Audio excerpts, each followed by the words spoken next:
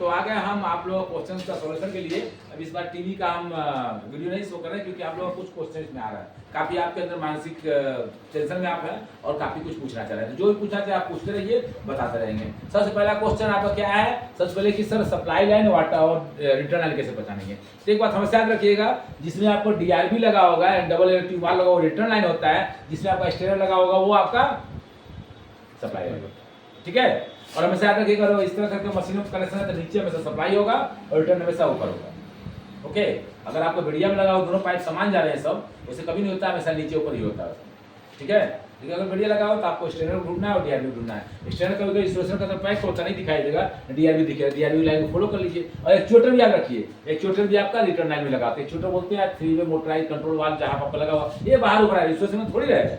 ठीक है, ये रिटर्न लाइन होती है। नेक्स्ट आपका क्वेश्चन अगला, सप्लाई वाटर का टेम्परेचर कितना होगा? हाँ वो तो आपको बता ही दिया, यहाँ पर थर्मामीटर आपका लगा होता है ना। सप्लाई रिटर्न में देखिए यहाँ पे लगभग आपको 10 डिग्री सेल्सियस तक इसको बनाया जाता है। इसकी डिजाइनिंग इस पर की जाती है। वाटर टेम्परेचर कितना किया जाता है? 10 डिग्री सेंटीग्रेड तक लेके जाते हैं। रिटर्न कितना? अब रिटर्न तो इसके ऊपर डिपेंड, कितना इसकी गर्मी को अवशोषित किया, इस कमरे की गर्मी कितनी थी, अवशोषित करने के बाद से जो आपने चिल्ड वाटर सिस्टम को छोड़िए, आपने डीजे सिस्टम देखा ना, वहाँ पर आपको कितना आता है? -20 डिग्री सेल्सियस आता है और +10 में आउट होता है अगर 130 की बात करें तो। क्योंकि वहाँ खाद्य पदार्थ वो अनुमान बताया गया, तो खाद्य पदार्थ अब यहाँ पर एयर टेम्परेचर के अनुसार एयर हवा खींचा और उसमें कितना गर्मी अवशोषित किया, तो यहाँ पर कितना आ रहा है? +10 डिग्री सेल्सियस। जाहिर सी बात है यहाँ पर +15 तो जाएगा ही, सॉरी -15 या 20 जाएगा। और 20 डिग्री सेल्सियस भी काफी आपका गर्म हो जाता है, ठंडा ही होता है। ठीक है ना, आपके एक कंडीशन को कितना देर चिल्ड वाटर सिस्टम चला, कितना देर पानी का टेम्परेचर लोअर हुआ, इसके ऊपर डिपेंड करता है कि हाँ आने के बाद सिर्फ कॉइल में अपनी ठंडा को छोड़ देगा और कॉइल गर्मी लेने के बाद कुछ 10%, 20%, 15% कुछ एक्स्ट्रा उसकी गर्म तो हो जाएगा। इसको नहीं होगा, लेकिन 15, 12, 14 टेम्परेचर बढ़ती है। लिमिट तो होता होगा कि कितना टेम्परेचर इसका चाहिए चिल्ड वाटर का? ये तो आपको थर्मिस्टर को डिपेंड करता है ना।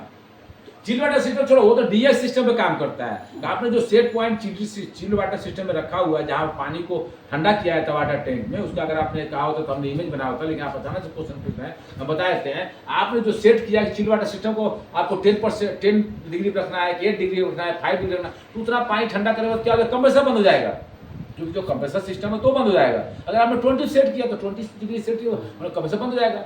तो वाटर टेम्परेचर का मेन कहाँ होता है? चिल्ड वाटर जो मेन प्लांट मशीन होती है, वाटर पंप जहाँ होता है वहाँ पे होता है। इससे उसको कोई लेना नहीं। चिलर प्लांट में जितना सेट होगा उतना यहाँ आएगा। हाँ, वो इससे थर्मोस्टेट ही है, वो आपने देखा होगा, आरओ का भी काम आप लोग करते हैं, वो जितना सेट करेगा उतना पानी ठंडा करके बंद हो जाएगा। अगर उसमें बहुत ज्यादा ठंडा करना है तो क्या करेगा? उसको आपको ज्यादा थर्मोस्टेट बढ़ा देगा। ओके, नेक्स्ट वाटर का प्रेशर कितना होगा सप्लाई वाटर में? प्रेशर देखिए हमने जो काम किया उसमें 2.5 बार था, या 2 से 3 बार होता है सप्लाई का, 2 से आपका 3 बार। ठीक है, एक बार बराबर 15 PSI मानक होता है, लेकिन हम लोग एकदम स्टैंडर्ड लिख सकते हैं, यानी कि इसका बहुत ज़्यादा प्रेशर जरूरत नहीं होती है। पानी के घुमाव, पानी के दबाव के ऊपर डिपेंड करता है कि मशीन कितनी ज़्यादा लगी हुई है, कितनी कैपेसिटी में वाटर पंप उसको फॉलो करके कहाँ तक ले जाना है, ये उसके ऊपर डिपेंड करता है। अगर मान लीजिए शॉर्ट पंप आपने यूज किया, शॉर्ट सर्किट है, तो वहाँ प्रेशर ज़्यादा मिलेगा, लेकिन बहुत ज़्यादा लंबा है तो प्रेशर जाते हैं तो थोड़ा ड्रॉप भी होता है। तो सब मशीनों तक प्रेशर बराबर ले जाने के लिए एक वाटर जब जो 3 फेस का वाटर पंप इसमें लगाया जाता है, जो पानी का प्राइमरी पंप लेके जाता है ऊपर, तो उसमें उसकी प्रेशर के ऊपर डिपेंड है। लेकिन ऊपर उसको हम लोग इतना, उसकी स्पीड वेरिएबल होती है, वो प्रोग्रामिंग से सेट की जाती है। इतना हम लोग सेट करते हैं लगभग 2 या 3 बार तक काफ़ी इनफ है। फिर लोग 4 या 5 भी करते हैं। मुझे पानी तेज जाने से इसका स्पीड नहीं बढ़ जाएगा, लेकिन ठीक ना, तो पानी को ले आकर घुमा के लाना है, बस इतना ही काम। मान लीजिए एक 3 फ्लोर पे लगा है, हाँ। एक 5वें पे लगा है, एक 8वें वही पे बात, लगा वही है, बात। तो सब जगह पानी का तो इसके लिए डीआरबी लगा हुआ है बाबू, यहाँ इतना कंट्रोल कर दिया जाता है ताकि प्रेशर सब जगह बराबर रहे।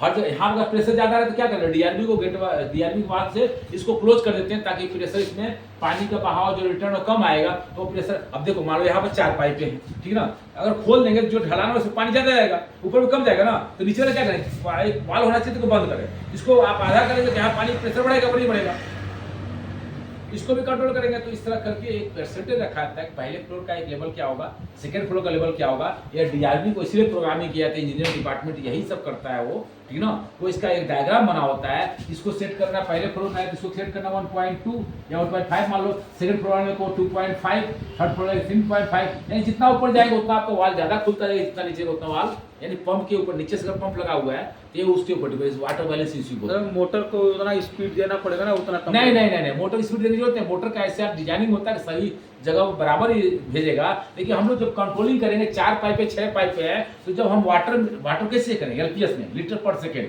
ठीक है। तो जब हम उसमें यहाँ पर 2 पोर्ट लगा देते हैं, उसमें से पानी एक बार रिटर्न जाता है हमारे मशीन में, मटीरियल इतना बड़ा मटीरियल होता है, जब उसको हम लोग इसका पाइप का साइज, ठीक है, और यहाँ पर मशीन की साइज, तो उसकी डिजाइनिंग के अनुसार हम लोग डालते हैं, ठीक ना, और सेट पॉइंट डालते हैं कितना सेट किया गया है, तो बता देता है कितना एलपीएस पानी हमारा बहा हो रहा है। जैसे एग्जाम्पल तरीके से हमने दोनों पोर्ट डाल दिया अंदर, एक तरफ से पानी मशीन के अंदर घूम रहा है, मल्टीमीटर सेम होता है, ठीक है ना, दोनों पाइप होती है उसमें, सब टॉप होता है इसमें, सेम उसी तरह पतली पाइप होती है, डाल देते हैं। डालने के बाद जब हम इसको उसकी पाइप साइज, मशीन साइज और क्या डालेंगे उसमें हम लोग, इसका सेट पॉइंट हमने कितना सेट किया है, तो एलपीएस निकाल देगा। अगर आपका एलपीएस अधिक है, यानी अधिक पानी का घुमाव है, तो क्या करेंगे, इसको हम लोग थोड़ा क्लोज करेंगे, अब पानी कम आ रहा है थोड़ा ओपन करेंगे, किसी प्रकार से जो बराबर हो जाएगा। अगर मान लीजिए अगर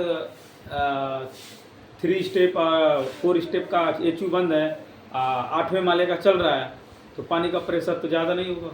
हाँ, ये क्वेश्चन अच्छा था, इसलिए बाईपास लगाते हैं ना, ताकि जो पानी आपका अगर बाई इसकी भी सेटिंग होती है, ठीक है ना, कोई बात नहीं है। स्टैंडर्ड है, जब आपका मशीन बंद है तो यहाँ से पानी इसमें मशीन से जाकर सीधा जा रहा है। ऐसे 2 जगह देखा हुआ, एक क्या होता है कि ऑटो सिस्टम होती है, ऑटो वेरिएबल सिस्टम। पानी का प्रेशर अगर ज्यादा हो रहा है, कई मान ठंडी दिन में 10 मशीन बंद हो गया, 20 मशीन बंद हो गया, ये क्वेश्चन है ना आपका। तो इसमें क्या होगा, मोटर का ऐसा वेरिएबल स्पीड किया है, प्रोग्रामिंग किया है, जब पानी का प्रेशर दबाव ज्यादा होने लगेगा तो मोटर ऑटोमेटिक थोड़ा स्लो स्पीड में आ जाएगा, और ज्यादा मशीन में और स्लो स्पीड में आ जाएगा। लेकिन बाईपास सिस्टम से काम करता है तो उसकी प्रोग्रामिंग की गई होती है, उसके लिए कंट्रोल पैनल लगे होते हैं, और कंट्रोल पैनल में ऐसी प्रोग्रामिंग उसके लिए इंजीनियर लगाते हैं। हमने साथ में काम किया कमीशन में, तब हम समझे वो क्या कर रहा है। तो उसने यही कर रहा था, हम 10 मशीनों का वाल बंद कर देते थे, स्पीड को उसको एडजस्ट करता था, और इसका उसको प्रोग्राम देता था, कितना प्रेशर अधिक हो क्या हो जाए, मशीन का स्पीड ऑटोमेटिक वेरिएबल हो जाए, ठीक है। तो वेरिएबल स्पीड पे मोटर होती है, लेकिन मोटर नहीं, उसकी वोल्टेज कंट्रोल करके प्रोग्रामिंग की गई होती है, वोल्टेज कम आएगा मोटर स्लो चलेगा। तो मोटर को कंट्रोल किस पैनल से करेंगे? वो तो देखिए इलेक्ट्रिकल कंट्रोल पैनल होते हैं, उसके लिए उसकी प्रोग्रामिंग और प्रोग्राम अलग आते हैं, बीएमएस सिस्टम या जो भी इसमें प्रोग्राम होते हैं, सेम आपका कंप्यूटर समझिए एक तरह से है, जीता जाता है वो आपका कंप्यूटर ऑपरेटर वाले ही उसको सही करते हैं। उसमें बहुत सारे सॉफ्टवेयर होते हैं, बहुत सारे उसमें ऑप्शन होते हैं, उतना डीप में जाने के लिए आपको और पढ़ना पड़ेगा और ज़्यादा मेहनत करना पड़ेगा, क्योंकि इंजीनियरिंग लाइन का काम है। हम यहाँ पे सुपरवाइजर लाइन तक बता रहे हैं, जिसमें आपको टेस्टिंग और फॉल्ट फाइंडिंग है। अब उसमें मोटर का आपका क्या प्रॉब्लम है वो तरह की बात है। नेक्स्ट और कोई क्वेश्चन? एचयू की कितनी सेफ्टियाँ होती हैं? एचयू में सेफ्टी, हाँ ये तो अच्छा क्वेश्चन किया, इस पर हम अलग वीडियो बनाएंगे खासतौर से, क्योंकि इसमें आपको सेफ्टी स्विच के अनुसार इसमें कुछ आपको दिख नहीं रहा होगा, इलेक्ट्रिकल कंट्रोल के अनुसार। यहाँ पर 2 चीज़ें हैं आपको देखने, टेम्परेचर सेंसर, ये आपको टेम्परेचर अगर मानने के अनुसार सही है, इसका सेफ्टी के अनुसार इसी में थर्मोस्टेट होता है, उसी के ऊपर डिपेंड करता है, ठीक ना। और अलग से कुछ इसमें एचपीएस एलपीएस ऐसा कुछ लगा नहीं हुआ है, ठीक है। बाकी से कंट्रोल सिस्टम से जाते हैं, अगर फैन बंद हो गया, ठीक है, या यहाँ वाटर लीकेज अलग हो रहा है या ड्रेन का, तो उसमें लीक टेस्ट के अनुसार अलग अलग होते हैं। डर्टी फिल्टर हमने उसका वीडियो बनाया हुआ है, एयर फ्लो के अनुसार आपका फिल्टर डर्टी हो गया तो आपका कंट्रोल स्विच में सॉरी कंट्रोलिंग पूछे ना आप, कंट्रोलिंग यही होगा, हमारे डर्टी फिल्टर तो उसका सेंस जाएगा हमको, पुरानी जैसा डिजिटल है उसमें आएगा फिल्टर डर्टी। अगर ब्लोअर का स्पीड लो हाई मीडियम स्टॉप हो गया, बेल्ट उतर गया, तो उसका प्रोग्राम आएगा, नो मतलब प्रेशर, ठीक है। बाकी ऐसा कुछ नहीं है कुछ इसमें, मान लीजिए कंप्रेसर कमांड तो कम रूप से होता है, हर एक एचयू का अलग अलग अपना प्रोग्राम है, तो कुछ ज़्यादा स्मोक डिटेक्टर होते हैं, हाँ वेरी गुड। एचयू में एफएचयू में क्या होता है, स्मोक डिटेक्टर होता है, ठीक ना। फायर डैम्पर होता है, मीन्स आग लगने पर वो डैम्पर द्वारा क्लोज किया जाता है, एक कंट्रोलिंग होता है। दूसरा में क्या कंट्रोलिंग होता है आपका, स्मोक डिटेक्टर। अगर मशीन में इनकेस कोई बर्निंग है या स्मेल आ रहा है, जलने का है, तो डक्ट के माध्यम से दूसरे कमरे में क्या करेगा, गर्मी या जो आग फेंक देगा, तो वहाँ पे स्मोक डिटेक्टर लेकर सेंस करता है। तो यही सब 2-3 सेफ्टी प्रोसीजर होते हैं, स्मोक डिटेक्टर और आपका फायर डैम्पर और लिमिट से, हाँ वही यही कर सकते हैं आप लोग, ठीक है। नेक्स्ट एचयू में फिल्टर एक ही प्रकार का होता है कि? हाँ नॉर्मल यही सब होते हैं सब। एयर फिल्टर आपका वही ड्राइवर जैसे स्प्लिट स्लीपर होकर तो इससे स्लाइड निकाल बदल सकते हैं। फिल्टर से 3 प्रकार का हमने बताया था, आपका क्या हो गया, ड्राई फिल्टर, गीले फिल्टर, इलेक्ट्रिक फिल्टर। उसको आपको डिप्रेस में जाना पड़ेगा, इलेक्ट्रिक फिल्टर कहाँ प्रयोग होता है, ड्राई फिल्टर कहाँ प्रयोग होता है और गीले फिल्टर। ये सब ड्राई फिल्टर है, फोम फिल्टर भी हो सकता है, आपका नेट वाली फिल्टर भी हो सकती है, तो उसमें कोई बड़ी बात नहीं, आप स्पीड इसी काम करो वही फिल्टर के लिए करना। एक्चुएटर कौन से लाइन में लगा होता है? Return line. एचयू का पीपीएम, हाँ पीपीएम एक अलग चीज है, एक्चुअली किसी चीज का पीपीएम होता है, जो इसका फुल फॉर्म थोड़ा दिमाग से उतर रहा है मुझे, 1 मंथ इसका स्टेटस होता है। हम लोग जो उसको हर एक प्रोग्रामिंग होती है, किसी चीज का कॉन्टेक्ट लेते हैं हम लोग, किसी मशीन का, जैसे मान लीजिए बिल्डिंग है, हमने इसका बिल्डिंग का कॉन्ट्रैक्ट लिया, हाँ भैया आपका ईयरली कॉन्ट्रैक्ट हो गया, ईयरली में हमको पीपीएम करना होता है, यानी 12 बार कम से कम सर्विस देना है। 12 बार आपको हर महीने पीपीएम मतलब पर मंथ है उसका, हमने कहा फुल फॉर्म भूल गए इसका, लेकिन इतना पता है हमें कि हर महीने आकर उस मशीन को आपको चेक करना है, चेकआउट करके आपको रिपोर्ट बनाना है कि आप इतना बजे इतना टाइम इतना डेट को आए थे, और जो सबमिट करना होता है कि यानी उस महीने में आपने मशीन को टेस्ट किया, नेक्स्ट महीने यानी पर मंथ का उसका रिपोर्ट सबमिट करके उसको चेक करना है। तो उसमें चेक क्या क्या करना हो? जो भी आपको फिल्टर डाउनलोड या फिजिकली चेक करना है, आपको पानी का बहाव सही है, स्टेनर क्लीन करना होता है, जैसे आपने वाल बंद किया स्टेनर क्लीन किए, मतलब गंदगी आ गया सब साफ है तो क्लीन कर दिया, नहीं क्लीन आप क्लीन, आप क्या करेंगे, आप रिपोर्ट में आपने क्लीन किया, ठंडा सही है, थर्मोस्टेट सही काम कर रहा है, इसका आपका गेज सही काम कर रहा है, इसका थर्मामीटर सही काम कर रहा है, ठीक है ना, एक्चुएटर सही काम कर रहा है, मैनुअली आप फिजिकली इसको चेक कर लेंगे, फिल्टर साफ करेंगे, तो आप रिपोर्ट बनाएंगे आपने क्या क्या किया। साइट पे जाने मतलब सब चेक करें, सब चेक करें। तो हर मशीन हो, विंडो एसी हो, स्पीड एसी हो, पैकेज एसी हो, या आपका डीएस सिस्टम चिलवाट से सबका एक पीपीएम हर महीने का अलग मतलब होता है, पीपीएम का रूटीन अलग होता है, वो क्वार्टरली होगा, पर मंथ होगा, अलग अलग बनेगा, वो आपका जैसा रिकॉर्ड है उसके ऊपर होगा। मान एचयू ठंडा नहीं कर रहा है तो क्या क्या चेक? हाँ वेरी गुड। सबसे पहला काम क्या है, आपको इलेक्ट्रिकल सिस्टम ओपन करना है, इलेक्ट्रिकल सिस्टम देखना है क्या है, तो आपका सारा इलेक्ट्रिकल सिस्टम थर्मोस्टेट सेटिंग बराबर है कि नहीं है, हीट मोड, कूल मोड, ठीक है ना, साथ में सेट पॉइंट जितने दिए गए मान के अनुसार है कि नहीं है। उसके बाद जब ये सब चीज सही है तो ऊपर जाएंगे हम लोग, पाइप लाइन चेक करेंगे। पाइप में सबसे पहला काम क्या होता है, एक्चुएटर को चेक करते हैं, गर्म है या वाइब्रेशन है, और वाल खुला है कि नहीं, पाइप को चेक करके हल्का थोड़ा वाइब्रेशन शुरू हुआ, और गेज में फ्लो आ रहा है कि नहीं आ रहा है, ठीक है। सीसीयू तो उसमें नहीं आपको दिखाई देगा, सीसीयू नहीं दिखाई देगा, लेकिन आप लोग इसमें एक्चुएटर में एक लीवर होता है, मैनुअली इसको खींच के देखते हैं, ठीक है ना, ये नहीं कि इलेक्ट्रिकली है, मैनुअली आप ओपन कर, मैनुअली भी आप लॉक कर सकते हैं, खींच सकते हैं, तो पानी का बहाव तो महसूस होगा। अगर सब कुछ सही है तो आप क्या करेंगे, वाल बंद करेंगे। सबसे स्टैंडर्ड फॉल्ट क्या है, स्टैंडर्ड ब्लॉक। स्टैंडर्ड ब्लॉक होगा, पानी कम मात्रा में, पानी कम मात्रा ठंडा कभी नहीं करेगा। तो दो चीजें इंपॉर्टेंट इसमें है, एक आपका स्टैंडर्ड देखना, और सबसे पहले तो आपका एक्चुएटर मोटर जो आपका लगा हुआ है 3 वे मोटराइज वाल, उसका बाईपास कर रहा हो, इधर का वाल खुल ही ना हो, बंद हो, वाल काम नहीं कर रहा है। अगर आपने ये सब देख लिया, सब कुछ सही है, तो स्टेनर हमेशा चेक करना है। फिल्टर समझो, एयर फिल्टर आप जो चेक करते हो उसी तरह इसको चेक करना है। गंदगी कब आई हो जाता है पानी में, तो सबसे पहला काम स्टेनर चेक करना होता है, पानी को साफ करना होता है, ठीक है। नेक्स्ट, बाकी तो हवा देख भी करेंगे, ब्लोअर चल रहा है कि नहीं चल रहा है, सेटिंग बता दिए। नेक्स्ट, इसके ब्लोअर मोटर और टेम्परेचर को कैसे कंट्रोल करेंगे? थर्मोस्टेट का, उसका थर्मोस्टेट का नियम ही नहीं है। आपको यहाँ पे छोटा सा बताया कि उसका थर्मोस्टेट कुछ इस प्रकार डिजाइनिंग होती है इसका। 3 फेस हुआ मोटर तो 3 फेस का उसका प्रोग्रामिंग होता है, एक कंट्रोल पैनल होगा, कंट्रोल पैनल पास डिस्टेंस कंट्रोल पैनल चेक करेंगे, छोटा इसलिए आपका डिवाइस होगा, ठीक है ना, उसको डिस्टेंस डिस्प्ले होगा, एक छोटा होगा या इससे बड़ा होगा, डिस्प्ले होगा। बाकी जो आप जैसे आप अपना पैकेज ऐसी कंट्रोल करते हैं ना, वही चीजें होगा इसमें, बड़ी मशीन है तो। बाकी अगर छोटी मशीन है तो उसका थर्मोस्टेट में क्या होगा, आपका एक थर्मोस्टेट में नाम होगा जो सेट पॉइंट होगी, और इसमें आपको फैन का स्पीड होगा, और इसमें आपको क्या करना है, ऑन ऑफ करना है, बस इतना ही होता है। ऑन ऑफ करने के यानी कि ऑन कर दिए, ऑफ कर दिए, यहाँ पर हाई लो मीडियम कर दिए, यहाँ पर टेम्परेचर सेट कर दिए, बस इतना ही होता है थर्मोस्टेट। और एक्चुएटर की सप्लाई, एक्चुएटर सप्लाई इसी से जाती है, आप समझे नहीं। एक तो आपको क्या आ गया, इलेक्ट्रिकल प्रेशर में बात करिएगा, हाई लो मीडियम जो आप करेंगे फैन का स्पीड कंट्रोल होगा, ऑन ऑफ करें पूरा मशीन बंद हुआ। आपने जो आपको इसका थर्मोस्टेट सेट कर दिया, इसी सप्लाई कहाँ जा रही है, एक्चुएटर मोटर में जा रही है। जब आप इसको थर्मोस्टेट का सेट पॉइंट कर देंगे, जब उतना कूलिंग हो जाएगा, इसके सेंसर वो करने बता देगा 20 डिग्री हो गया, इसको बंद करेगा, फैन को नहीं बंद करेगा, वो आपको किसको बंद करेगा, एक्चुएटर मोटर को बंद करेगा, यानी कि वाटर सप्लाई बंद कर देगा। समझो, कंप्रेसर बंद हो गया, इसका कंप्रेसर वही। ओके, नेक्स्ट, एचयू कितने कैपेसिटी के होते हैं? हाँ, इसका तो केसीआर में आता है, वो तो आपको चार्ज देना पड़ेगा, ऐसे आपको होता फायदा नहीं। एचयू एफसीयू जो भी तो उसका केसीआर में सब लोग टर्न देते हैं ना, जिसमें केसीआर ज़्यादातर आता है, और इसमें मॉडल में तो सारा अलग डिजाइनिंग होता है, ये आपको कैपेसिटी की बात अलग से करेंगे। एचयू को बीएमएस से भी कंट्रोल किया जाता है? हाँ, करता है। हम जो मैंने जो बीएमएस सिस्टम किसी को भी कंट्रोल करते हैं, खाते उसको हम लोग नहीं करते, उसके डिपार्टमेंट अलग हैं, इसके क्षमा करिए, इसके बारे में हम नहीं बता सकते हैं, क्योंकि वो जो प्रोग्रामिंग सिस्टम होती है उसके लिए आपको लैपटॉप ऑपरेटिंग आना चाहिए, साथ में आप इंजीनियरिंग लेवल का हाई एजुकेशन सिस्टम से आप पढ़े लिखे होना चाहिए, ताकि सभी प्रोग्रामिंग को आप समझ सकें। मान लीजिए अगर बीएमएस से प्रॉब्लम है, एचयू नहीं चल रहा, तो कैसे डिसाइड होगा कि बीएमएस का प्रॉब्लम है हमारे एचयू का? सॉरी, देखिए हमने कभी कहा उसके लिए उसका अलग से एक कोर्स है, उसको आपको जाकर देखना होगा, इसमें ऐड करेंगे तो लंबा वीडियो है। जैसे कि चेक करके बताना पड़ेगा ना कि बीएमएस का प्रॉब्लम है कि एचयू में प्रॉब्लम है, वो तो आपको हमने कहा ना, इसका एक वीडियो लंबा होता है, जिसके लिए क्षमा करिएगा, हम अगले वीडियो में आपको अपलोड करें। नेक्स्ट क्वेश्चन पूछिए, वो अलग चीज हो गया। Primary pump, secondary pump. हाँ, वेरी गुड। देखिए 2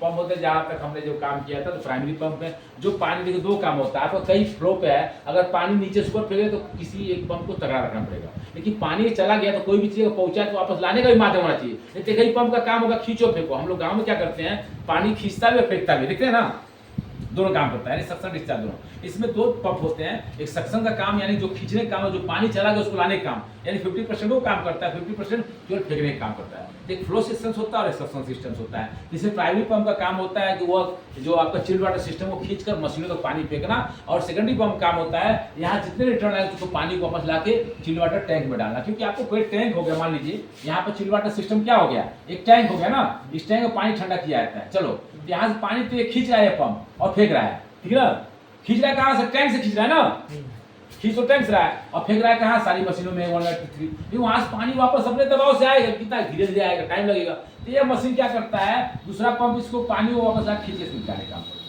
तो ये जो पंप आपका पानी को आगे पहुंचाने का काम करता है प्राइमरी पंप, और जो पानी रिटर्न आने का सेकेंडरी पंप काम करता है। तो फिर कितने कैपेसिटी के होते हैं? ये देखिए कैपेसिटी तो टन के ऊपर, जैसे आप मशीन की कैपेसिटी पूछ सकते हैं, उसी प्रकार ये तो आपको किलोवाट के ऊपर डिपेंड करता है कि कितने बड़ा काला कि आपने कितना मशीन लगाया हुआ है, कितनी संख्या मशीन है, वो उसके ऊपर उसकी कैपेसिटी का आपको चार्ट पे बता देंगे। उसमें आपको 5 किलोवाट का है, 10 किलोवाट का है, कितने हार्स पावर का है, सॉरी इसके लिए फिर against video. Primary pump secondary pump की जगह अगर हम सेकेंडरी पंप बस लगा दें तो काम नहीं करेगा, क्यों नहीं करेगा, क्योंकि खींचने काम नहीं, करेगा। डबल कैपेसिटी का कर दें।